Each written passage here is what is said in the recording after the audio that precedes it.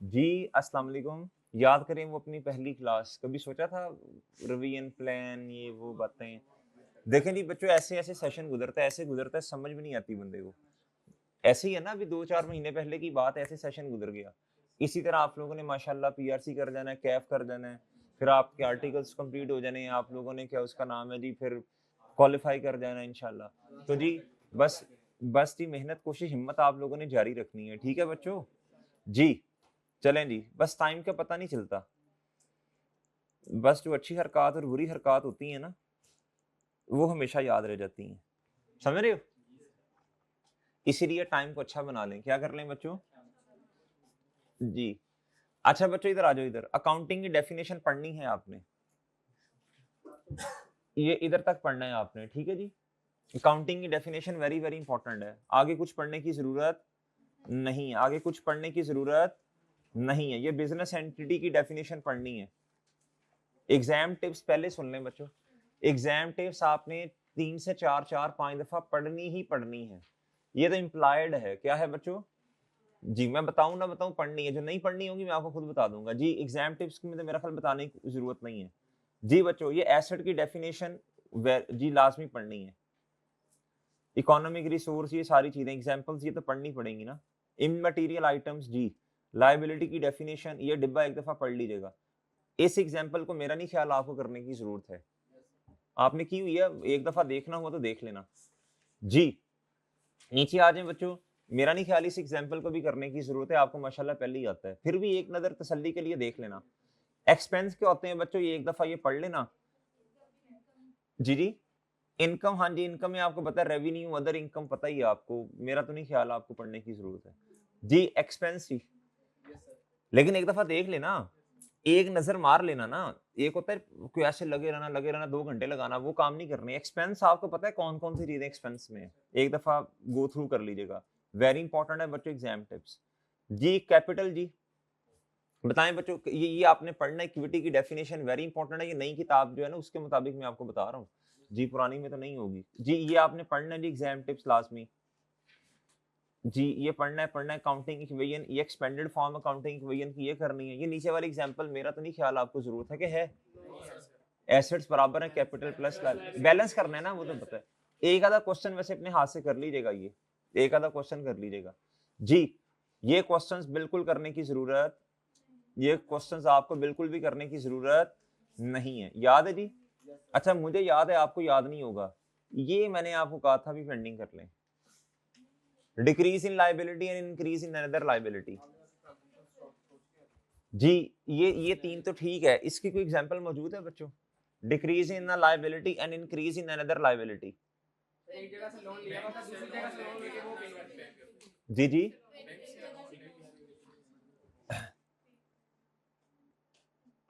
क्या था जी? Payment of creditor by using bank overdraft. अब ये सुन लें क्या होता है बच्चों। चीजें परचेज की थी, परचेजेस डेबिट, और बच्चों उधार पे क्रेडिटर क्रेडिट। आपने क्या किया, सुनना जरा गौर से सुनना, सुनना बच्चों। बाय यूजिंग ओवरड्राफ्ट, ये भी तो लोन था ना। आपने यहां से, ये पड़ा हुआ था, आपने यहां से पेमेंट कर दी किसको? आपने सिंपल इस तरह, ओहो, आपने ये जब लोन लिया तो ये लाइबिलिटी बढ़ गई, ये लाइबिलिटी बढ़ गई ना, ये वाली लाइबिलिटी बढ़ी ना बच्चों, लोन वाली ये। और सही है बच्चों? अच्छा जी, और जब क्रेडिटर को पेमेंट कर दी तो वो लाइबिलिटी कम होगी। डन बच्चों जी। बस ये एग्जांपल्स को सॉल्यूशन क्वेश्चन नंबर 6 एक दफा देख लेना बच्चों। अच्छा उसके बाद ये वाले जो एमसीक्यूज हैं, ये तो मैंने आपको खुद करवाए हैं, ऐसे ही है ना, ऐसे ही है ना बच्चों? अच्छा मेरी बात सुने, इस पूरे चैप्टर को रिवाइज करने में कितना टाइम लगेगा? मेरा ख्याल है जी आधा पौना घंटा लग जाएगा आपका, ऐसे ही है ना। अब आपको क्या हो गया बच्चों, एक मैप दे दिया है। क्या दे दिया?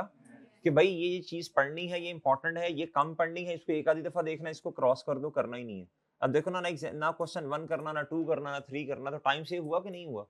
बताओ बच्चों। हाँ, इस एमसीक्यूज पे शायद आपको टाइम लगे, ये कर लेने, ये जरा कर लीजिएगा, वो ठीक है। एमसीक्यूज जो मैंने करवाए हैं, इसको एक दफा गो थ्रू कर लीजिएगा और डन है बच्चों।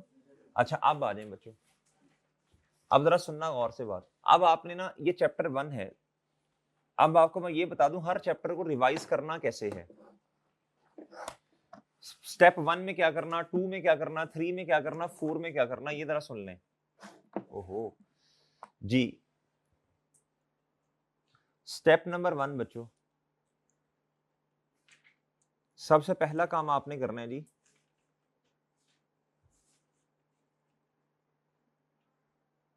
रीड करना है आपने। क्या चैप्टर रीड करना है, क्या करना है बच्चों। दूसरे नंबर पे आपने क्या करना है जी, वॉल्यूम 1 के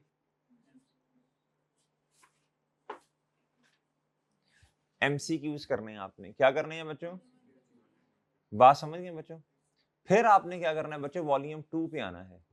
अब वॉल्यूम 2 में 2 टेस्ट हुए थे, हर चैप्टर के 2-2 टेस्ट, आपका वॉल्यूम 2 कवर्ड। ओके, वॉल्यूम 2 क्या हो गया बच्चों, आपका कवर हो जाएगा ना इस तरह। अब जरा सुन लें, अब वो टेस्ट अब आपने दोबारा क्वेश्चन देखने नहीं है, बल्कि डिस्कशन लेनी है। किसकी डिस्कशन, किसकी, टेस्ट की। वॉल्यूम 2 आपका क्या हो जाएगा, ठीक है जी। वो जो टेस्ट की डिस्कशन है वो आपने दोनों ले लेनी है। और समझ रहे हो कि नहीं समझ रहे, समझ रहे। अच्छा, इस तरह कीजिएगा, पहले ये कीजिएगा, पहले ये कीजिएगा, पहले क्या करना है बच्चों, ये कीजिएगा। ये करने के बाद फिर दूसरे स्टेप में ये करना, दूसरे में ये करना, क्या करना बच्चों, फिर ये करना, ठीक है। और ठीक है, फिर ये करना, फिर ये करना, डन है बच्चों। और बात समझ आई है कि नहीं आई। इससे क्या होगा, जो पास्ट पेपर्स में क्वेश्चंस बार बार आते हैं वो रिवाइज हो जाएंगे, सेल्फ मेड क्वेश्चंस जो आज तक नहीं आए वो भी इसमें रिवाइज हो जाएंगे। और सही है बच्चों, फिर आके ये एक दफा कर लेना, इंशाल्लाह आपका चैप्टर क्या हो जाएगा पूरा। इसी सीक्वेंस में चलिएगा, बेहतर है, इसी सीक्वेंस में चलना बेहतर है। ये काम इंशाल्लाह मुझे उम्मीद है आपका आधे घंटे में हो जाया करेगा। ये 2 डिस्कशंस हैं बच्चों, ये भी इंशाल्लाह ऐसे फड़क जानी है। वो 20-20 मिनट की मेरा ख्याल एक डिस्कशन आपने 2 पे तो लगाना होता है, तो इंसानों की तरह 1.5 तक पहले सुनी हुई है, पहले नहीं सुनी।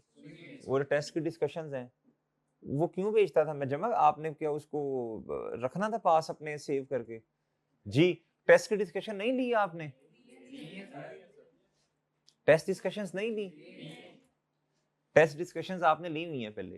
वो ऐसी है ना, बस आप अपनी पेस जो भी आपकी पेस है उस हिसाब से सुन लें, फिर आके ये कर लें। मुझे उम्मीद है इंशाल्लाह आपका 1.5-2 घंटे में एक चैप्टर तैयार हो जाएगा। अब आपको मैप दे दिया, आपको पता होना चाहिए जी इतनी देर में मेरा ये चैप्टर रिवाइज होगा। बात समझ गए हैं कि नहीं समझे।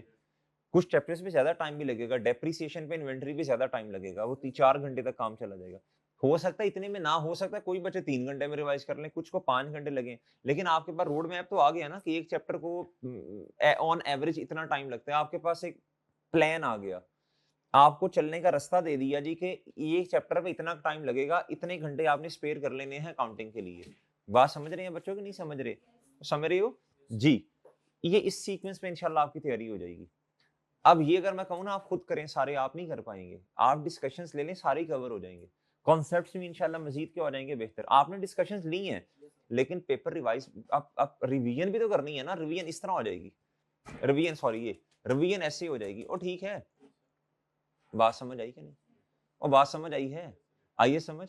अच्छा, मैं इसकी भी कोशिश करूंगा कि ये जो वॉल्यूम 1 के जो एमसीक्यूज है ना, इसकी भी कोई आपको डिस्कशन दे दें, इसकी भी डिस्कशन दे दें। जिधर आप थोड़ा सा अटके ना, फंसे, उधर फौरन क्या उसका नाम है डिस्कशन लेके आगे चलें।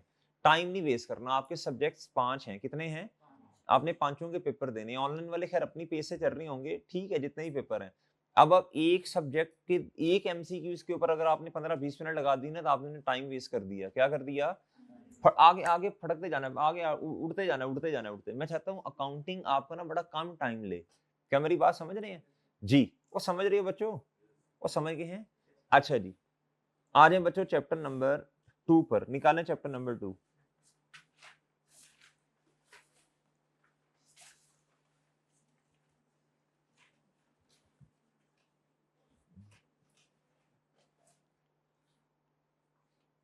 एक मिनट रुकिएगा यार ये। अच्छा बच्चों, बस बस इधर। अच्छा, चैप्टर नंबर 2 में अभी आपको बताता हूँ उसमें क्या करना है। मेरे पास जरा वो किताब पूरी आ जाए। चैप्टर नंबर 3 खोलें जरा। चैप्टर नंबर 3 ओपन करें जी, चैप्टर नंबर 3 ओपन करें, चैप्टर नंबर 3 ओपन करें जी। जी फाइनेंशियल स्टेटमेंट्स कंपोनेंट्स 5 हैं बच्चों, लाजमी याद करके जाने हैं, मतलब 2-3 दफा पढ़ के, वेरी इंपॉर्टेंट है। स्टेटमेंट ऑफ फाइनेंशियल पोजीशन क्या होती है, जिसमें एसेट, कैपिटल, लायबिलिटीज आते हैं। कंप्रीहेंसिव इनकम में प्रॉफिट एंड लॉस, इसके अलावा एक और चीज भी आती है ओसीआई, अदर कंप्रीहेंसिव इनकम। इन दोनों को ऐड, मिसाल के तौर पर जी प्रॉफिट है 10 रुपए का, 2 रुपए की ओसीआई, टोटल कंप्रीहेंसिव इनकम कितनी आई, 12। ये हमारे सिलेबस में नहीं है, 2 कहां से आया, कैसे आया, बस पता होना चाहिए जी। अच्छा बच्चों, इसके साथ एज ऑन का लफ्ज लिखा जाता है, at a point in time, इसके साथ for the year ended, comprehensive income के साथ। ये आप पढ़ लेंगे बच्चों, गैप्स क्या होते हैं, जनरली एक्सेप्टेड अकाउंटिंग प्रिंसिपल, एक दफा बस पढ़ लेना, लर्निंग ऑब्जेक्टिव 2। ये तो खैर फाइनल अकाउंट के क्वेश्चन में भी इस्तेमाल हुआ था ना, वो ऑफिस सप्लाई स्टॉक होता है ना, सप्लाई इन हैंड या इस तरह, एक दफा ये पढ़ लीजिएगा। ये क्वेश्चन दोबारा मेरा नहीं ख्याल आपको करने की जरूरत है, आप तो फाइनल अकाउंट ही कर लिया ना, बस ये कोई क्वेश्चन करने की जरूरत, देखो ना आपका काम आसान हो गया बच्चों अब। और समझ रहे हो भाई, समझ रहे हैं। बिजनेस ट्रांजैक्शंस बच्चों पढ़ना है, पढ़ के जाना है, पढ़ के, इंपॉर्टेंट है, इसमें से क्वेश्चन आते हैं। एग्जांपल्स, अच्छा ये 5वीं वाली जो थी ना, 5वीं वाली, ये हमारी रहती थी, पी लिखा हुआ है आपने इसके साथ, देखो मुझे याद है, अल्हम्दुलिल्लाह याद है। आप balance recoverable from an employer return of after, जब वो बंदा अल्लाह को प्यारा हो गया, बिजनेस ट्रांजैक्शन है या नहीं, नहीं बैलेंस रिकवरेबल फ्रॉम, हाँ रिकवरेबल फ्रॉम एन एम्प्लॉय, ये रिकवरी नहीं है, कहता बैलेंस उससे लेना था, अब राइट ऑफ हो गया ना, बैड डेट एक्सपेंस है ये, बताएं बिजनेस ट्रांजैक्शन है या नहीं, एक दफा पढ़नी है आपने, नीचे वाली भी एक दफा पढ़ लीजिएगा। इसमें से कुछ चीजें मैंने कहा था ना पढ़े अभी, वो 1-2 थी इस एग्जाम्पल में से, याद है आपको, वो क्या थी मुझे बता दें जरा। 7 वाली कहता wages paid by a building contractor to his own staff for construction of an, but जो लोग जो है वो चीजों को बनाने के अंदर मसरूफ हैं, उनकी सैलरी कॉस्ट का पार्ट बन जाती है ना, सही है ना, जो लोग बिल्डिंग को बनाने के अंदर लगे हैं। और कौन सी थी कैपिटल एक्सपेंस, अच्छा जी आगे इधर बताओ जरा, ये क्या है, 8 the purchase of machinery for use in the business, ये तो खैर है ही कैपिटल, बस ये था दो,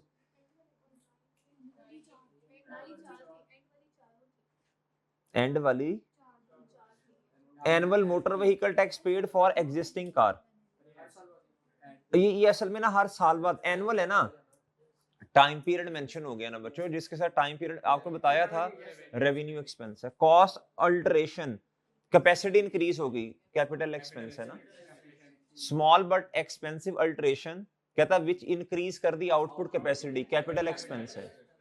अच्छा और क्या, कैपिटल किधर लिखा हुआ है, कैपिटलाइजेशन क्या होता है जी, एसेट की कॉस्ट का पार्ट बन जाना, रादर देन एक्सपेंस, सही है, कैपिटलाइजेशन होता है कैपिटल एक्सपेंस, रेवेन्यू एक्सपेंस नहीं। आगे आ जाए बच्चों, एक दफा लाजमी पढ़ना, लर्निंग ऑब्जेक्टिव 6, बोल्ड वाले लफ्ज तो लाजमी पढ़ के जाने, एज इट इज आ जाते हैं जी। पेटी कैश पढ़ के जाइएगा एक दफा बच्चों, पेटी कैश पढ़ के जाइएगा, ये तो एग्जांपल एक दफा एक गो थ्रू कर लीजिएगा बस, सही है। अंडरस्टैंडिंग बच्चों लाजमी लेके जानी है, सोर्स डॉक्यूमेंट क्या होता है जी, किस वक्त कौन सा डॉक्यूमेंट इशू होता है, लाजमी, डन है। ये लर्निंग ऑब्जेक्टिव 11 भी पढ़ के जाना है आपने, डन है बच्चों, आपको पता होना चाहिए कौन सी एंट्री किस वक्त होनी है, अंडरस्टैंडिंग बना के पढ़िएगा जी। ये एग्जाम टिप लाजमी, डन है बच्चों, अच्छा जी। उसके बाद बच्चों मैं अभी जो चैप्टर नहीं करवा रहा, मैं आता हूं उस पे, चैप्टर नंबर 5 पे आइएगा। चैप्टर नंबर 5 एप्लीकेबिलिटी पढ़नी है बच्चों, किस पे अप्लाई होता है बताएं, क्रेडिट सेल पे, एग्जांपल्स पढ़ लेना बच्चों, ये तो वैसे ही छोटा सा चैप्टर है जी। ये मैक्सिमम थिंग्स जो डेटर के अकाउंट का पार्ट बन सकती हैं, क्रेडिट सेल की वजह से रिसीवेबल का बैलेंस बढ़ेगा, ये रिसीवेबल का लेजर है ना, और बच्चों क्रेडिट से रिटर्न की वजह से कम होगा ना, अगर कस्टमर ने पैसे दे दिए फिर भी कम होगा, बैड डेट एक्सपेंस की वजह से भी कम होगा, सेटलमेंट डिस्काउंट की वजह से भी, कॉन्ट्रा की वजह से भी।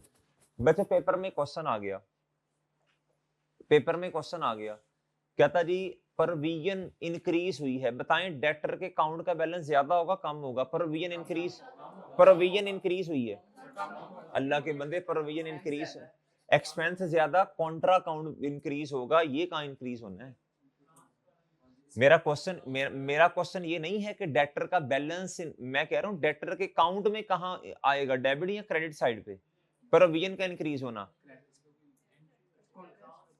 भाई प्रोविजन के इंक्रीज होने की एंट्री है डाउटफुल डेट एक्सपेंस डेबिट और अलाउंस क्रेडिट, प्रोविजन क्रेडिट, इस अकाउंट में तो आना ही नहीं है।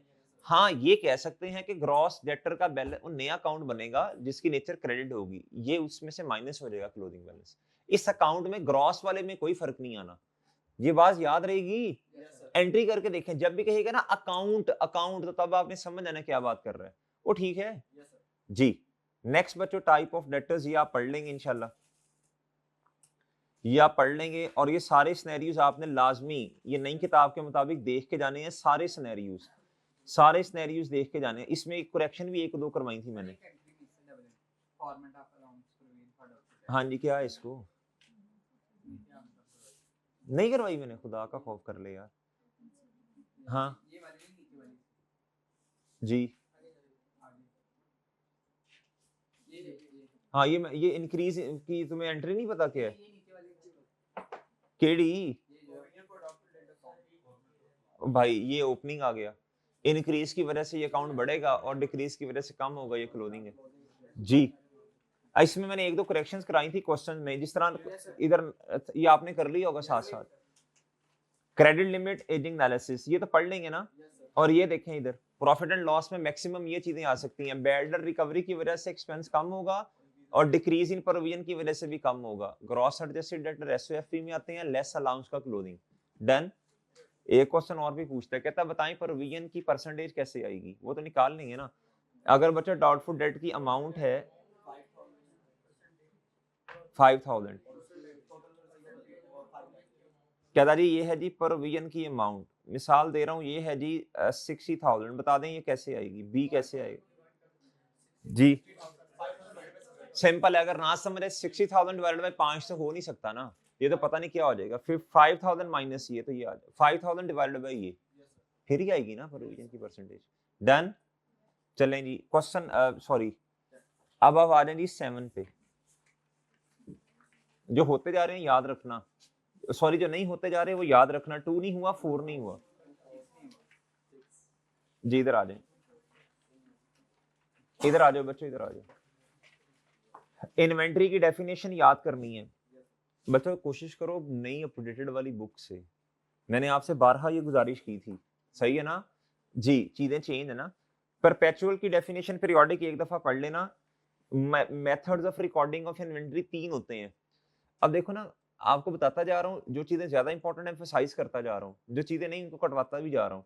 यूनिट कॉस्ट होता है, ये तो मैंने आपको मैंने कहा था अगर 1-2 चीजें पढ़ी फिर तो एक्चुअल कॉस्ट होती है। फाइफो, ये टेबल दोबारा पढ़ने की जरूरत नहीं है आपको, आपको पता है एंड पे चीजें जो पढ़ी हुई हैं वो सही है। वेटेड एवरेज, वेटेड एवरेज क्या होता है बच्चों, एवरेज आउट कर देते हैं आप, वो ठीक है। इसमें आपको मैंने परपेचुअल में भी निकालने का तरीका सिखाया था, वेटेड एवरेज और पीरियोडिक में तो सारों को क्या, सारों की परचेज कॉस्ट प्लस ओपनिंग में जो चीजें पड़ी हैं उसकी cost divided by total number of unit, सही है और ठीक है। परपेचुअल में आपको तरीका बताया था वो। हाँ जी, हमें जरूरत क्यों होती है जी, अच्छा ये टेबल शेबल अब ना पढ़े बेशक, हमने बच्चों जरूरत क्यों होती है जी इन्वेंट्री, ये क्यों जरूरत होती है, ये 1-2 चीजें लिखी हैं इधर, ठीक है। एग्जाम टिप, ये लाजमी पढ़नी है आपको, याद है जी रेट अपडेट कब होता है जी, जब नई ट्रांजैक्शन आती है, नई परचेज वाली ट्रांजैक्शन होती है। सेम कब होता है बच्चों, जब कोई नई ट्रांजैक्शन ना आए, अगर आए तो सेम रेट पे आए, याद है। कंसिस्टेंसी क्या होती है बच्चों, ये बताया था आपको कंसिस्टेंसी, ये जरा देख लें कंसिस्टेंसी क्या है। कहता आपने जो भी कॉस्ट का फॉर्मूला लगाना ना, फाइफो या वेटेड एवरेज, कहता आपने फिर कंसिस्टेंटली फॉलो करना है। फॉर एग्जाम्पल कहता आपकी चीजें, बताया था नो नो कर रहे हो जी, कहता जी आपकी चीजें मिसाल के तौर पे पड़ी हुई हैं, आपकी चीजें कहता मिसाल के तौर पे बच्चों पड़ी हुई हैं साहिवाल पड़ी हैं, और कुछ चीजें आपकी लाहौर में पड़ी हैं, और कुछ चीजें लाहौर में आपकी पड़ी हैं। कहता अब ये नहीं होगा कि स्टॉक सेम है, कहता जगह जियोग्राफिकल, कहता ये जगह का चेंज हो जाने की वजह से फॉर्मूला चेंज नहीं होगा। अगर आप लाहौर में फाइफो इस्तेमाल कर रहे हैं, साहिवाल में भी सेम चीजों के लिए कौन सा इस्तेमाल करना है, ये लिखा हुआ है। कहता जी हैविंग सेम नेचर, कहता कंसिस्टेंटली फॉलो करें। कहता इन्वेंटरी हैविंग डिफरेंट नेचर, कहता नेचर डिफरेंट हो फिर तो सही है, कुछ चीजों के लिए फाइफो इस्तेमाल कर रहे हैं, कुछ के लिए कुछ के लिए एवको वेटेड एवरेज कहता, लेकिन अगर चीजें सेम हैं तो कहता फिर इस तरह कहता difference in geographical location it not sufficient to justify a different cost. Okay बच्चों, और डन है जी। ये मेरा नहीं ख्याल अब आपको पढ़ने की जरूरत है, आपको 2 स्टेप्स पहले ही बताएं। अगर आपने क्लोथिंग स्टॉक की अमाउंट निकालनी है वेटेड एवरेज से या फाइफो से, तो आपको क्या करना पड़ेगा, उसके यूनिट्स पहले पता होने चाहिए, जितने बिक गए हैं बच्चों वो भी पता होने चाहिए। और ठीक है बच्चों, जितने बिक गए हैं वो पता होने चाहिए, जितने पड़े हैं वो पता होना चाहिए। और दूसरे स्टेप में आपने पर यूनिट कॉस्ट निकाल लेनी है, पर यूनिट रेट सॉरी निकालना है। डन है बच्चों, और डन है, पर यूनिट रेट निकालना है और डन है बच्चों। और ठीक है, मेरा क्वेश्चन आपकी तरफ आ रहा है, सुनिएगा गौर से।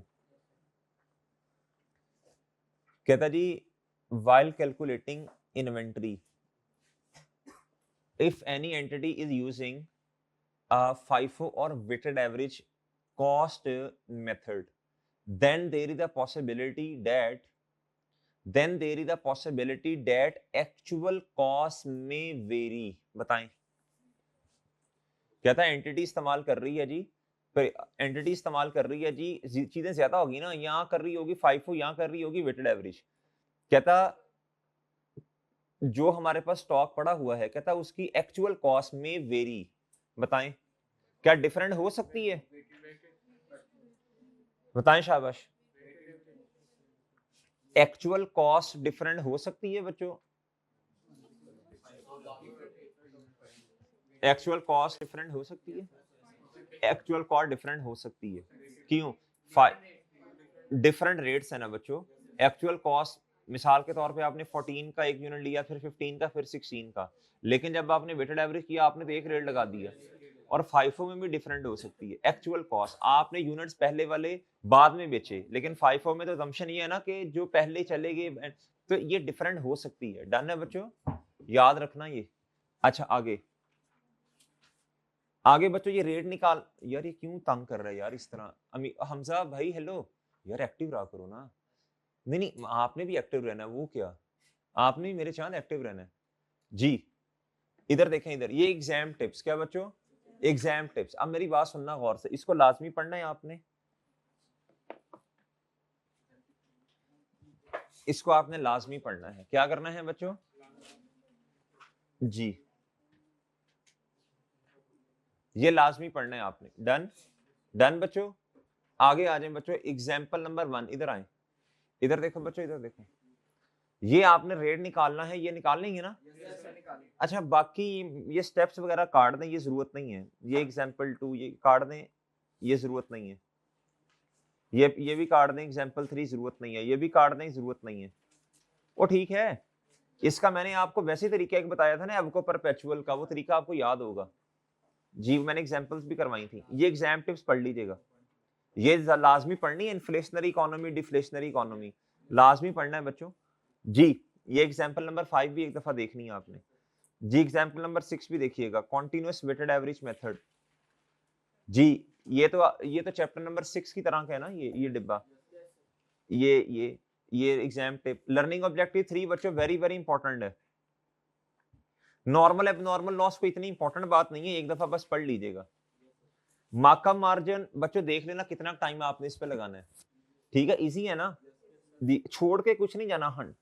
अच्छा ये आपको एंट्री आपने देख के जानी है जी, एनआरवी एडजस्टमेंट की कब होनी है कब नहीं, तो ठीक है। एग्जाम्पल नंबर 10 देख लीजिएगा, एग्जाम्पल नंबर 11 देख लेना अगर करनी हुई तो। ये भी आसान है, मुश्किल नहीं है, रिवीजन ही हो जाएगी। आइटम बाय आइटम का कॉन्सेप्ट याद है, इसमें एक्सेप्शन है जी एक। अच्छा वो आइटम बाय आइटम का, सॉरी एक्सेप्शन को छोड़े, आइटम बाय आइटम का मतलब मेरे चांद ये है कि जी जो चीजें, जितनी चीज जो स्टॉक आपके पास पड़ा हुआ है, मतलब जितनी चीजें पड़ी हैं बच्चों, हर एक की एनआरवी कॉस्ट अलग अलग लेनी है, सही है। फिर एक कॉन्सेप्ट और आता है बच्चों के डब्ल्यूआईपी, फिनिश गुड और बच्चों रॉ मटेरियल, सबको अलग अलग लेके चलना है। बस एक चीज का ख्याल करना है, जिस आइटम की फिनिश गुड बच्चों की एनआरवी ज्यादा है, उस पर फिर ऊपर आप ना फिर एनआरवी एडजस्टमेंट रिकॉर्ड नॉर्मली नहीं करते। डन, ये याद है ना आपको, रिवर्सल ऑफ एनआरवी। अब सारा बेशक ना पढ़िएगा, इसमें मैंने आपको नोट लिखवा दिया था एक, मेरा ख्याल है, रिवर्सल ऑफ एनआरवी। अब मेरी बात सुनना बच्चों, आपने 10,000 आपने 25,000 का, इसी एग्जांपल को सामने रख लो, आपने 25,000 का क्या रिकॉर्ड किया था बच्चों, बोलो। आपने 25,000 की एडजस्टमेंट रिकॉर्ड की थी, क्या की थी बच्चों? 25,000 की, कितने की? अब बच्चों रिवर्सल भी कहां तक होनी है? 25 से ऊपर। बस आपने वो याद रखना है, stock should be recorded at lower of NRV and cost. अगर बच्चों सुनना गौर से, अब बच्चों कॉस्ट तो आपकी 1 लाख पे ही है, एनआरवी आपकी चली गई है 1,10,000 पे, तो उससे ज्यादा तो नहीं जा सकते ना, ये याद रखनी है बात। और डन है। एक्सट्रैक्ट्स आगे, ये इंपॉर्टेंट है बच्चों, इसमें से एक आधा क्वेश्चन आ जाता है। ये डिस्क्लोजर्स, आपने फॉर्मूला बताना होता है बच्चों, पॉलिसी क्या है वो आपने बतानी है, आपने कैरिंग अमाउंट ऑफ इन्वेंट्री बतानी है।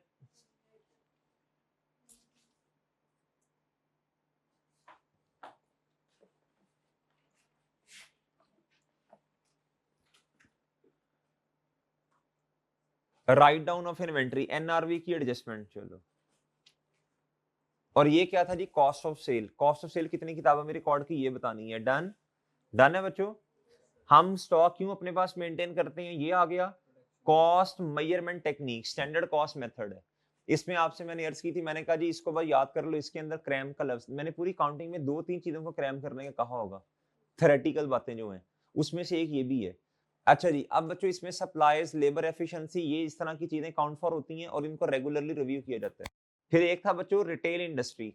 Retail industry, sorry retail method, ये सिर्फ रिटेल इंडस्ट्री पे अप्लाई होगा, इसके अलावा किसी इंडस्ट्री पर अप्लाई, और वो भी तब अप्लाई होगा रिटेल इंडस्ट्री पर जब मार्जिन सेम हो। सही है बच्चों, और प्रॉफिट में कोई ज्यादा फ्लक्चुएशन, मार्जिन फ्लक्चुएट ना हो रहा हो। डन।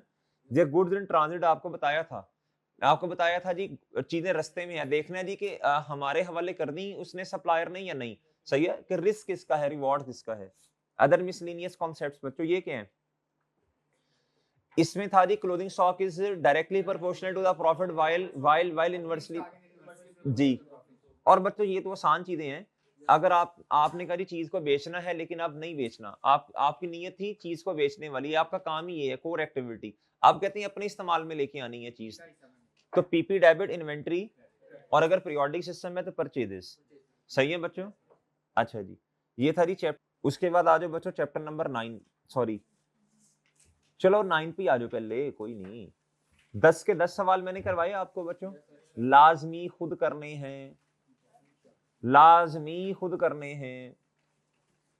और क्या करना है आपने बच्चों, इधर इधर देखें, इधर बच्चों एनालिसिस आपको बताया था, बाय नेचर क्या होता है, बाय फंक्शन, बस नाम याद कर लेने हैं। अब आपने क्या करना है बच्चों, विद रिस्पेक्ट टू एक्टिविटी का मतलब बाय फंक्शन, और विद रिस्पेक्ट टू नेचर का मतलब सारे अपने अपने नामों से आ रहे हैं, बस इतना पढ़ना काफी है। लर्निंग ऑब्जेक्टिव 2 पे लिखो, वेरी इंपॉर्टेंट। लर्निंग ऑब्जेक्टिव 2 पे लिखो, वेरी इंपॉर्टेंट। अब आप मुझे खुद बताएं, माशाल्लाह समझदार लोग हैं। कहता जी मर्चेंटाइज या ट्रेडिंग कंपनी, ट्रेडिंग कंपनी जो होती है ना बच्चों, इसके पास ना याद रखना बच्चों, स्टॉक ज्यादा पड़ा होता है। क्या पड़ा होता है बच्चों? स्टॉक ज्यादा होता है, रिसीवेबल्स कम होते हैं। जो सर्विस बिजनेस होता है ना, सर्विसेज को लोग इतनी वैल्यू, अब मैं आपको एक चीज बेचूं ना और दूसरा मैं आपको सर्विस दूं, आपके लिए सर्विस के इतने पैसे कैसे हो गए हैं? अगर चीज बेचूं, आपने कहा ना हाँ हाँ हाँ ठीक है ये चीज इतने की है, तो बच्चों जो सर्विस बिजनेस होता है ना, उसमें एसेट्स में रिसीवेबल्स का बैलेंस ज्यादा आ रहा होता है। बात समझे हैं बच्चों? कहता जी a large percentage of asset comprises inventory. Trading में जब आप चीजों को बेचते हैं, सही है, चाहे मैन्युफैक्चरिंग हो, ट्रेडिंग हो, जब सर्विस के बिजनेस में ज्यादा किसका होता है बच्चों? रिसीवेबल का बैलेंस। और सही है, ये पेपर में आ सकता है, एसेट्स में ज्यादा चीज क्या पड़ी होगी, आपने कहना रिसीवेबल। इधर ट्रेडिंग में they have less cash on hand than service business. कहता है सर्विस बिजनेस के पास हाथ में कैश ज्यादा होता है, as their capital is tied up in relatively illiquid assets. कहता है असल में इनके पास कैश कम होता है, सर्विस वालों के पास कैश, इन्होंने इन्वेंट्री परचेज करनी होती है ना, इन्वेंट्री परचेज करनी है, और बच्चों फिर उसके पैसे देने हैं, पेबल लाइबिलिटीज पे करनी है अपनी, क्रेडिटर को पैसे देने हैं, सप्लायर को। बात समझ रही है बच्चों? इसलिए इनका कैश कम होता है एज कंपेयर टू इधर। और बात समझे? कहता the funds of service are usually tied up. कहता जी इनके ना रिसीवेबल का बैलेंस बहुत ज्यादा होता है। और बात समझे हैं? ये वही कह रहा है, टाइड अप का मतलब है जी हर बंदा चाहता है जी मेरे बिजनेस के पास नॉर्मली कैश ज्यादा हो। सही है ना? क्यों बच्चों, आप क्या चाहते हैं, आपका रिसीवेबल बैलेंस ज्यादा हो या कैश बैलेंस ज्यादा हो? कहता इन रिसीवेबल की वजह से ना इनका बैलेंस ना करंट एसेट्स में वही ज्यादा आ रहा होता है एज कंपेयर टू कैश। और सही है बच्चों। अच्छा जी, some companies income statement show calculation of, इस तरह की कंपनीज जो है जब चीजों को बेचते हैं तो कॉस्ट ऑफ गुड सोल्ड आएगा ना, इधर क्या कॉस्ट ऑफ गुड सोल्ड आएगा? क्यों? आप कौन सा चीजें बेच रहे हैं? There is no line item of cost of good sold in income statement of service. इधर सिंपल आएंगे, इधर सिंपल बच्चों, इनकम लेस एक्सपेंसेस। डन बच्चों, वो समझ गए हैं? ये इंपॉर्टेंट है, लाजमी पढ़ के जाना, एमसीक्यू आ सकता है इसमें से। ये फॉर्मेट एक दफा देख लेना बच्चों, एक नजर ये फॉर्मेट। अब आपको खैर आता ही है माशाल्लाह, आपकी मर्जी है। ये लाजमी पढ़ लेना बच्चों, ये इसमें क्या क्या चीजें आ रही होती हैं ये लाजमी पढ़ लेनी है आपने। और ठीक है, अच्छा ये अब रहने दें, ये पढ़ लेना अनएडजस्टेड ट्रायल क्या होता है। उसके अलावा बाकी चीजें पढ़ने की जरूरत, काट दें सब, काट दें सब, काट दें एंड तक काट दें बच्चों, काट काट काट सारा सारा सारा सारा सारा सारा सारा सारा, कुछ नहीं पढ़ना, कुछ नहीं पढ़ना, काट काट काट, चलो चलो काट दो काट दो। बाकी फिर क्वेश्चंस कर लेने हैं। डन, डन है बच्चों जी। चैप्टर नंबर 10 पे आइएगा, बीआरएस बच्चों है कौन सा बीआरएस वाला? जी बीआरएस वाला आसान चैप्टर है, क्या मसला है जी? कोई नहीं, करो ना, प्रैक्टिस कर लो ना। अच्छा इधर देखें, ओहो अगर आप मेरे से पूछें सर ज्यादा न्यूमेरिकल्स किस चैप्टर में से आते हैं, बीआरएस में से depreciation, bad and doubtful debt. Bad and doubtful debt में से एक दो ही आते हैं, डेप्रिसिएशन में से भी एक दो ही आते हैं, बीआरएस में से दो तीन आ सकते हैं। उसके अलावा आपका जो इन्वेंट्री है, इन्वेंट्री में से दो तीन एमसीक्यू आ सकते हैं। या तो आपसे कॉस्ट निकलवा सकते हैं, आपको डेटा दिया होगा ना कि ये इंश्योरेंस इन ट्रांजिट है, चीज को लेके आने का खर्चा, इस तरह ये निकलवा सकता है। या आपसे कैलकुलेशन करवाएगा एनआरवी वाली, बताएगा, कहेगा बताओ क्लोथिंग स्टॉक किस अमाउंट पे आना है, कर दोगे इसको कैलकुलेशन ये। या मार्जिन मार्कअप का कॉन्सेप्ट आ, ये दो तीन कैलकुलेशंस हैं इसमें। बैड डेट में कैलकुलेशन मैंने आपको चैप्टर ही चेंज कर दिया ना पुरानी किताब के मुताबिक, वो स्टेप्स वो लाजमी इंशाल्लाह वो भी हो जाएगा। ज्यादा पोर्शन कॉन्सेप्चुअल होता है, तीन तरह के क्वेश्चंस आते हैं, वो भी मैं आपको बता दूंगा, बता देता हूँ आपको कि क्या किस किस रेशो से क्वेश्चन आते हैं, बता देता हूँ इंशाल्लाह जी। पेपर पास हो जाएगा इंशाल्लाह, परेशान नहीं होना, अकाउंटिंग पास हो जाएगी आपकी जी। बात समझ रही हैं जी? बच्चों को अकाउंटिंग की ज्यादा टेंशन होती है ना जी। इधर देखें, इधर आप इंशाल्लाह पास कर लेंगे, अल्लाह ने चाहा तो कर लेंगे ना इंशाल्लाह जी। बस अब तहैया कर लो बच्चों, इस ये अटेम्प्ट बस खत्म, पीआरसी कैब शुरू कर लेना इंशाल्लाह आपने, अल्लाह ने चाहा तो। इधर आ जाए बच्चों, ये मेरा नहीं ख्याल पढ़ने की जरूरत है, ये एक दफा पढ़ लेना, ये तो 2 मिनट में पढ़ लोगे। अच्छा लाजमी पढ़ना है पे ऑर्डर, लाजमी पढ़ना है पे ऑर्डर। एक दफा एग्जाम टिप्स तो मुझे मेरा ख्याल बताने की जरूरत नहीं है। बैंक स्टेटमेंट बच्चों, ये आपको याद है बच्चों, कैश बुक में जो चीज डेबिट साइड पे आती है बैंक स्टेट क्रेडिट साइड पे, ये एग्जाम टिप पढ़ लेना खुद ही है, वो सारी चीजें रिवाइज हो जाएंगी। हम कैश बुक में चीजों को एसेट के पॉइंट ऑफ व्यू से देखते हैं, एसेट कैश आएगा एसेट बढ़ेगा, कैश आएगा एसेट कम होगा। बैंक स्टेटमेंट में लायबिलिटी के पॉइंट ऑफ व्यू से चीजें देखनी है आपने जी। एरर मेड, ये एक दफा देख लेना, मेरा ख्याल है आप एक दफा इसको बस सरसरी सी नजर मार लेना ना। डिसऑनर को जरा गौर से, डिसऑनर अब आपको प्रैक्टिस करवाई दिया, मेरा नहीं ख्याल देखने की जरूरत है, और समझ रहे हो? आपको पता है ना, सिंपल है बच्चों, हमारा बैलेंस कम है तो बढ़ा दो डेबिट साइड पे एडजस्टेड कैश बुक, हमारी पेमेंट कम है तो पेमेंट साइड पे रिकॉर्ड करो। रिसीट रिकॉर्ड करनी थी, पेमेंट रिकॉर्ड कर दी, अब दो काम करने हैं, याद है आपको चीजें? अच्छा फिर डिफरेंस आता है एरर मेड बाय बैंक और टाइमिंग डिफरेंस। अब तो टाइम वो भी आपको माशाल्लाह पता है, अनक्रेडिटेड अनप्रेजेंटेड, एक नजर देख लेना बस, ये पढ़ लेना है। बीआरएस लाजमी ये पढ़ना, पर्पज लाजमी पढ़ना, कौन बनाता लाजमी, दो फॉर्मेट्स हैं देख के जाना जी। और बच्चों ये ना क्वेश्चन लर्निंग ऑब्जेक्टिव 5 वाले, ये सारी एग्जांपल्स करके जानी है आपने इंशाल्लाह, ये कर लेंगे ना फिर सही है, फिर आसान हो जाएगा ये करके जाना। इसमें मैंने कुछ चीजें चेंज करवाई थी, याद है आपको? ये मैंने, याद है? ये मैंने ये गायब करवा दिया था, balance as per cash book, मैंने कहा था जी, ये आपको याद है? मैंने खुद करवाए थे ये क्वेश्चन। असल में इधर ना जो सोल्यूशन में हुआ है ना टाइप 1 में, वो उन्होंने बैंक स्टेटमेंट का बैलेंस निकालना, मैंने कहा आपके दो तरह की चीजें तैयार हो गई हैं, आप रखो balance as per bank statement ऊपर, एडजस्टेड कैश बुक का आ जाएगा ये। इन्होंने क्या किया, इन्होंने कैश बुक का बैलेंस ऊपर रखा और इनके पास क्या आ गया बच्चों, हमने दो दो तरह के क्वेश्चंस किए, सोल्यूशन में दूसरी तरह और मैंने जो करवाए थे वो दूसरी तरह, ठीक है, ताकि पक्का हो जाए। बस ये आंखें खोल के लिखना, ओवरड्राफ्ट का मतलब नेगेटिव होता है, बैंक स्टेटमेंट के लिए भी हमारे लिए भी, ये सारे करके जाने हैं आपने, ये इंपॉर्टेंट है, ठीक है बच्चों। चैप्टर नंबर 11 जी, चैप्टर नंबर 11 तो अभी ताजा ताजा पढ़ा है, ये तो अभी बस, इसमें मेरा नहीं ख्याल कुछ ज्यादा पढ़ने की जरूरत है। इधर देखें, वो तो कहानियां शानी वो तो आपको सारी ऐसे बताइए, अब आपको मेरा नहीं ख्याल पढ़ने की जरूरत है, ये जरूरत नहीं है। एक्सप्लेनेशन ऑफ डे बुक आपको पता होना चाहिए, 6 किस्म की किताबें हैं बच्चों, बस आपको पता होना चाहिए जी। सेल डे बुक में क्या आता है जी, सेल इनवॉइसेस, सही है बच्चों। क्रेडिट सेल्स आती हैं, क्रेडिट परचेज डे बुक में आती हैं, पढ़ लोगे। और बच्चों कैश बुक में कैश बुक वाली चीजें, और जो कहीं नहीं आया वो जनरल जर्नल। जनरल जर्नल में आप एक जगह चीज को रिकॉर्ड नहीं करते बल्कि उसकी एंट्रीज करते हैं, इसमें पीरियड एंड एडजस्टमेंट्स आती हैं। पीरियड एंड एडजस्टमेंट्स का मतलब है जो काउंटिंग पीरियड के एंड पे करनी है, एनआरवी एडजस्टमेंट होगी, अंडर स्टेटेड ओवर स्टेटेड वाली एडजस्टमेंट्स हो गई, अक्रूवल प्रीपेमेंट्स वाली चीजें हो गई, डेप्रिसिएशन हो गया, बैड डेट हो गया बच्चों, bad and doubtful debt expense का इंक्रीज डिक्रीज हो गया, और डन है बच्चों, कर लें। हाँ, सेटलमेंट डिस्काउंट की एंट्री इधर होनी है, बाहर रिकॉर्ड पर्पस के लिए वो आप कैश बुक में रिकॉर्ड करते हैं, 3 कॉलम कैश बुक में, ठीक है। ये एक दफा पढ़ लेना बच्चों, तो मेरे साथ ही आपने पढ़ा। ये कंट्रोल अकाउंट छोड़ें बच्चों, अब मेरी बात सुन लें बच्चों, कंट्रोल अकाउंट इंडिविजुअल अकाउंट्स का मतलब फर्क समझ आया था आपको। कंट्रोल अकाउंट काउंटिंग का पार्ट है, इंडिविजुअल अकाउंट्स वर्किंग पर्पस के लिए होते हैं। जितने भी अकाउंट्स हम अकाउंटिंग में बनाते हैं सारे जनरल है, मेन है, नॉमिनल है, एक्सेप्ट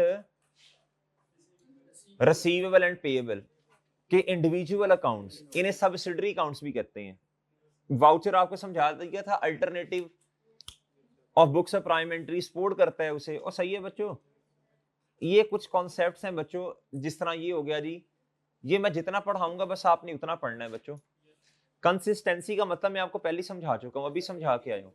अगर आपने कोई फॉर्मूला, अगर आपने मेथड इस्तेमाल किया डेप्रिसिएशन का स्ट्रेट लाइन, अब आपने रिड्यूसिंग बैलेंस मेथड में जाना तो इजाजत है, लेकिन वैलिड रीजन होनी चाहिए, वो चैप्टर नंबर 6 में बताई थी, इफ इट गिव बेटर या फेयर प्रेजेंटेशन।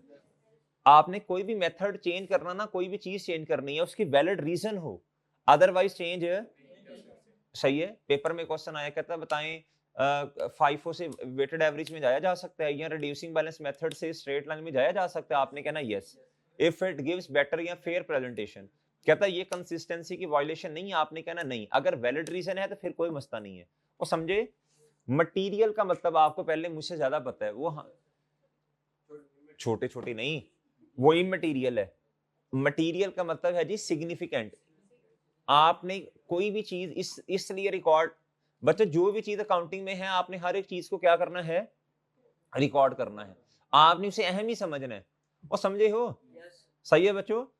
अच्छा, वैसे आप ऑडिट में जाके मटेरियल का मतलब सही वाला आप समझेंगे, मटीरियलिटी क्या होती है। मटीरियलिटी होती है बच्चों कोई भी अहम चीज जिसकी वजह से stakeholder of financial statement जो है ना, उनका डिसीजन क्या हो बच्चों, अफेक्ट हो, उसके लिखने की वजह, उसके ना लिखने की वजह से, उसको डिस्क्लोज मतलब अंग्रेजी उसकी या अमाउंट्स ना लिखने की वजह से आपका डिसीजन क्या हो जाए, अफेक्ट हो जाए, इस चीज को क्या कहते हैं, मटेरियल। प्रूडेंस आपको पहले ही पता है।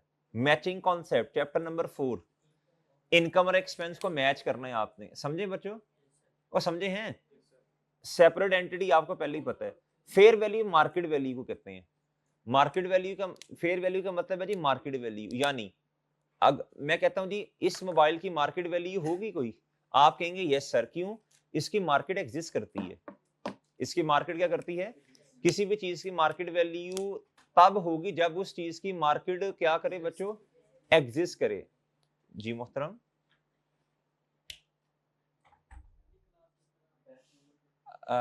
चांद वो ना, और चुप चुप खामोश, वो मेरा चांद, एडमिशन ऑफिस जाएं या इधर से किसी से पूछें ओरिएंटेशन जो है ना वो किस रूम में है, ठीक है।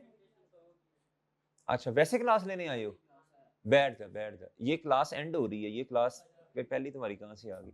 अच्छा, वो माहौल माहौल देखने आया भाई मेरा, बैठ जा मेरा चांद, बैठ जा, इधर इधर इधर, कोई क्लास नहीं ढूंढ रहे, अच्छा आप जाओ, उन्हें को आज जो नया सेशन स्टार्ट हुआ है ना उसकी पहली क्लास किस रूम में है वो बता दें। इधर मेरा चांद, इधर बाहर ना कोई होगा उनसे पूछो, या रूम खोल के अंदर जाके किसी से पूछ लो जी। फेयर वैल्यू क्या होती है बच्चों? Market value. मार्केट वैल्यू बच्चों किसी पे हंसते नहीं है, अगर हम किसी पे हंसेंगे हमारे पर हंसने वाले बहुत ज्यादा हैं। मेरी बात समझ रहे हैं? हंसते नहीं है किसी पे जिंदगी में, याद रखना। किसी पे तंजन नहीं हंसते, वो नहीं पता चला कोई, उसको गाइड करो। क्या करो? गाइड को। सर जी आप भी तो हमारा तवा लगाते हैं बच्चों, वो एक अलग कॉन्सेप्ट है। देखो आप तो मुझे जानते हो ना, ठीक है, और वो बेचारा पहले दिन आया, वो तो कंफ्यूज हो जाएगा, वो तो कहेगा ले भी मैं नहीं पढ़ता ये तो सब समझ रहे हो बच्चों जी, नुकसान होगा जी। इधर इधर इधर fair value is the amount for which an asset could be exchange between. जब आप नहीं जानते थे तो मैं आपके साथ भी मजाक नहीं था करता, सही है ना, सिर्फ पढ़ाई की बातें। फिर आहिस्ता आहिस्ता आहिस्ता आहिस्ता क्या होता है बच्चों? रोस्टिंग जी। अच्छा बच्चों, अगर किसी चीज की मार्केट एग्जिस्ट करती है बच्चों, और चीज को बेचने वाला खरीदने वाला दोनों क्या है? रैशनल है, नॉलेजेबल। आप इकोनॉमिक्स में पढ़ते हैं rational, buyer and customer should be rational, और सॉरी बायर एंड सप्लायर, बेचने और खरीदने वाला दोनों रैशनल होने चाहिए, वो बेचने के लिए राजी हो, हाँ जी सेम प्राइस। और इन आर्म्स लेंथ ट्रांजैक्शन है जी कि एक एक एक आर्म का फासला नहीं, इस तरह नहीं एक उधर खड़ा हो एक इधर, नहीं, ये नहीं। आर्म लेंथ का मतलब है बच्चों जो प्राइस बनती है वही प्राइस, सही है बच्चों। अच्छा, ऑफ सेटिंग का मतलब आपने पढ़ना नहीं है, मैं हल्का सा बता देता हूं। एसेट्स अलहदा किताबों में आएंगे और लायबिलिटीज अलहदा से किताबों में आएंगी। क्या मेरी बात समझे हैं कि नहीं समझे? एसेट अलहदा से किताबों में आएंगे और लायबिलिटीज अलहदा। क्या ऐसा तो नहीं करना कि लायबिलिटीज को रिकॉर्ड ही ना करो, नहीं। इसकी एग्जांपल हमने फाइनल अकाउंट में पढ़ी थी, उसने कैश एंड बैंक के अंदर नेट कर दिया था ओवरड्राफ्ट को, हमने कहा था नहीं ये हरकत नहीं करनी, ओवरड्राफ्ट को अलग लिखो, प्लस 30 हमने कैश के बैलेंस को भी बढ़ाया था और बैंक के बैलेंस को भी। ये होता है ऑफसेटिंग। ऑफसेटिंग करने की इजाजत, एक्सेप्शन क्या है बच्चे? जहां खुद स्टैंडर्ड कह दे, जिस तरह कॉन्ट्रा सेटलमेंट है। कॉन्ट्रा में हम इधर लिख लो ना, इधर लिख लो, asset and receivable and payable को नेट करने की इजाजत। ऑफसेटिंग का मतलब होता है किसी भी चीज को, ना इनकम एंड एक्सपेंस को, ना रिसीवेबल पेएबल को। लेकिन जी किसी भी चीज को नेट करने की इजाजत नहीं है, किसी भी चीज को ऑफसेट करने की इजाजत नहीं है, किसी भी चीज को ऑफसेट करने की इजाजत नहीं है। एक्सेप्शन क्या है बच्चों? जब तक स्टैंडर्ड खुद ना कह दे, जब तक स्टैंडर्ड बच्चों बोलो शाबाश, खुद ना कह दे, जब तक स्टैंडर्ड खुद ना कह दे जी। खुद ना कह दे की एग्जांपल है आपके पास कोई? जी जी, खुद ना कह दे की एग्जांपल है आपके पास कोई? Contra settlement is an example जी, लिखें लिखें जल्दी शाबाश। कॉन्ट्रा सेटलमेंट बच्चों, कॉन्ट्रा सेटलमेंट एग्जांपल है ना, कॉन्ट्रा सेटलमेंट जी, ठीक है। अच्छा जी नेक्स्ट बच्चों आ जाओ अब आगे जी। आगे कहता है जी true and fair view. True and fair view का मतलब हकीकत बयान करनी है। ट्रू एंड फेयर व्यू का मतलब क्या है बच्चों? हकीकत बयान करनी है। ट्रू सच्ची खरी बातें आपने फाइनेंशियल स्टेटमेंट में लिखनी है। सेल को ज्यादा नहीं करना, इनकम एंड एक्सपेंसेस को कम नहीं करना, सही है जी। कंपैरेटिव का मतलब बता जी पिछले साल, लिख लो। कंपैरेटिव का मतलब बता जी पिछले साल। हमारा साल 2025 है जी, 24, 23, 22 क्या है बच्चों? कंपैरेटिव्स हैं। डन। ये आपको मैंने कहा था एक नजर पढ़ने का, वो ठीक है। अच्छा बच्चों अब चैप्टर रैक को कौन से गए हैं ये बताएं? 2, 4। अच्छा जी 2, 4, 6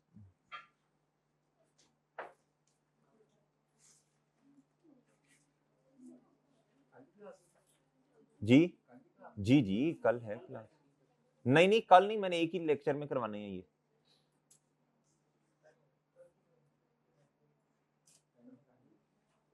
बच्चों इधर आ जाओ, इधर डबल एंट्री। ओए बच्चों इधर देखो, ये आपने पढ़ना है लाजमी, ये आपने लाजमी पढ़ना है, ये आपने बच्चे इधर, ओ बच्चों इधर देखो, इधर देखें सब, इधर देखो बच्चों, इधर देखो। ये छोड़ दे, मोबाइल छोड़ दें थोड़ी देर के लिए। ये आपका रूल्स ऑफ डेबिट क्रेडिट, ये तो आप देख लेंगे ना एक दफा, आपको खैर पहले भी पता है चीजें। कंपाउंड एंट्री ऊपर, लेजर क्या होता है? Collection of accounts is called. Account क्या होता है जी? हर एक अपना अपना अपना अपना सेपरेट जी। ये हो गया जी पोस्टिंग। पोस्टिंग क्या होता है बच्चों? जनरल एंट्रीज को टी अकाउंट में पोस्ट करना। लेजर के दो फॉर्मेट्स हैं जी, और रनिंग अकाउंट बैलेंस, पता है ना? अच्छा, ये बच्चों आपको पता है कौन सी साइड जीतेगी तो बैलेंस उस साइड पे आएगा, होगा ऑपोजिट बैलेंस, पता है ना? ये क्लोजिंग, ये क्लोज करना बच्चों इनकम एंड एक्सपेंस को प्रॉफिट एंड लॉस में, ये लाजमी एंट्रीज इसकी देख के जाना। फिर प्रॉफिट एंड लॉस को कहां क्लोज करना? कैपिटल में। ये ट्रायल बैलेंस लाजमी पढ़ के जाना है बच्चों, ये इंपॉर्टेंट है। ये कहता सोर्स डाटा क्या है, डेफिनेशन भी पूछता है, इधर एक्सटर्नल का लफ्ज लगा देता है इंटरनल की जगह, वो सही है। ये सोर्स डाटा बच्चों, पता है आपको सोर्स डाटा? इसमें से तीन सही देखिए, गलत बताएगा, कहेगा बताओ कौन सा नहीं है। लाजमी पर्पस लाजमी पढ़ के जाना है बच्चों। अब तो आपको खैर ये भी पता चल गया, it is the starting point for preparation. जी लिमिटेशन लाजमी बच्चों, ये काट दो, एरर्स हमारे सिलेबस में नहीं है। जिसका पेपर अल्लाह ना करे, अल्लाह ना करे, अल्लाह ना करे, अल्लाह ना करे, नवंबर तक पास ना हो आईटीए का, फिर ये सिलेबस का पार्ट हो जाएंगे जी। चार्ट ऑफ अकाउंट्स लाजमी पढ़ के जाइएगा, चार्ट ऑफ अकाउंट्स लाजमी पढ़ के जाइएगा, चार्ट ऑफ अकाउंट्स लाजमी लाजमी पढ़ के जाना है, ठीक है बच्चों जी। बाकी ये क्वेश्चंस कतन करने की जरूरत, ये क्वेश्चंस बिल्कुल नहीं करने आपने। डन हो गया बच्चों, ये क्वेश्चंस नहीं करने आपने। चैप्टर 3 हो गया, 4 पे आ जाओ बच्चों।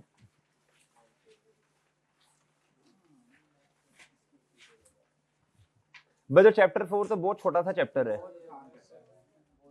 बहुत इजी है ना कर। 5 भी, मैं आपको एक बात बताऊं, ये दोनों बच्चों को मुश्किल लगते हैं, 5 तो बहुत ही मुश्किल लगता है जी। है अच्छा 5 चेंज कर दिया ना असल में, इसलिए मुश्किल लगता था। इसमें भी 4 में भी चीजें चेंज की हैं इस दफा काफी जी। सी हाँ हाँ हाँ हाँ, मुझे नहीं पता, वो तो यही बताएंगे मैनेजमेंट वाले, ये अभी 5-7 मिनट में जी। Cash basis of accounting, cash basis of accounting जी, कैश बेसिस ऑफ अकाउंटिंग जी। इधर देखें बच्चों, कैश बेसिस ऑफ अकाउंटिंग बच्चों, इसमें पता है ना आपको, रिसीवेबल पेएबल कैश बेसिस में नहीं होता, कैश में हम ये एंट्रीज कर देते हैं। अच्छा अक्रू, ये तो मेरा ख्याल आप देख, अच्छा ये there are 2 systems of accounting, एक सिंगल अकाउंट, एक डबल। डबल तो हमने गोली मार दी ना, हमने बस पता होना चाहिए, बाकी पढ़ना पढ़ना आपने कोई नहीं है। ये बच्चों इसके मैंने ना आपको समरी बना के दी थी एक, उसमें समरी में सारी चीजें ये लिखी हुई हैं।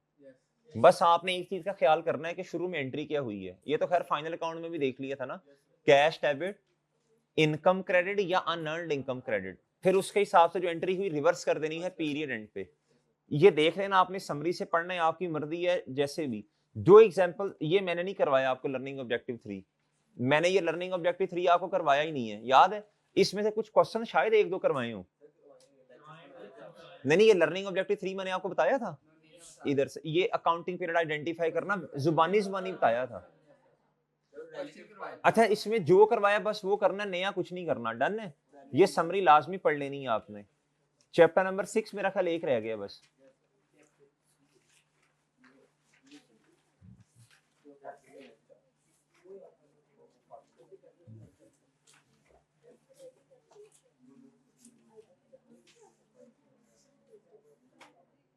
जी इधर आ जाए बच्चों, टेंजिबल इनटेंजिबल ये आपको पता है ना।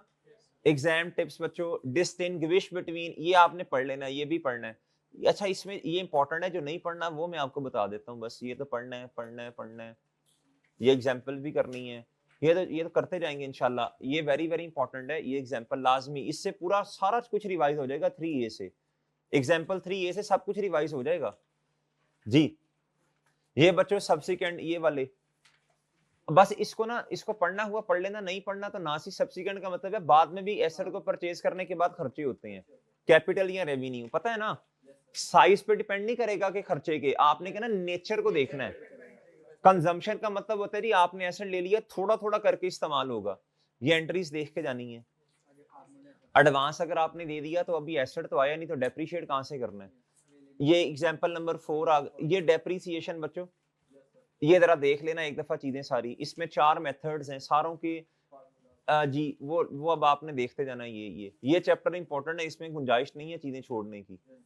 अच्छा जी यूनिट्स ऑफ प्रोडक्शन मेथड बच्चों, हाँ जी, ओके ओके ओके बच्चों। सिलेक्शन ऑफ डेप्रिसिएशन मेथड, ये किया था हमने, ये मैंने बता। सिलेक्शन बच्चों देखो, अगर तो सेम बेनिफिट देना हर साल स्ट्रेट लाइन, अगर पहले साल ज्यादा बाद में कम फिर रिड्यूसिंग, फुल ईयर डेप्रिसिएशन या प्रोरेटा कर लिया था ना। प्रोरेटा का मतलब 6/12 8/12, डेप्रिसिएशन 4, हर साल का एक्सपेंस आपने लेदर रिकॉर्ड करना है। एसेट विला पड़ा रहा फिर भी डेप्रिसिएशन आनी है, लैंड पे होती नहीं है।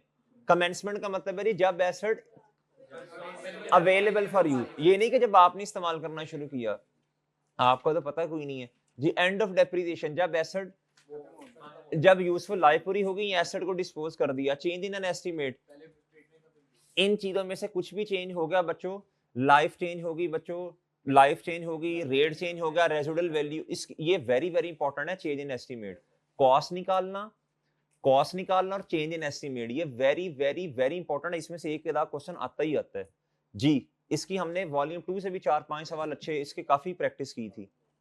डेप्रिसिएशन की entry, depreciation expense debit, cumulated depreciation, ये एग्जांपल्स 35 काट दो, करने की जरूरत नहीं, मैंने पहले भी नहीं करवाई। जो मैंने नहीं करवाया वो आपने जिकान शिक्र नहीं बनना कि मैं ये भी कर लूं, ये भी सही है जी। एग्जाम पे पढ़नी है, ये 36 मैंने करवाया था आपको। Safety guards, relationship very very important बच्चों। अच्छा, फिर आपको नॉन करंट एसेट रजिस्टर, और बच्चों वो जो हम टी अकाउंट बनाते हैं उसमें डिफरेंस कभी कभी आता है जब सही तरह चीजें रिकॉर्ड नहीं करते। ये वंस पढ़ना है बस आपने, इसको वंस पढ़ना है, ज्यादा नहीं। सही है, ओके बच्चों।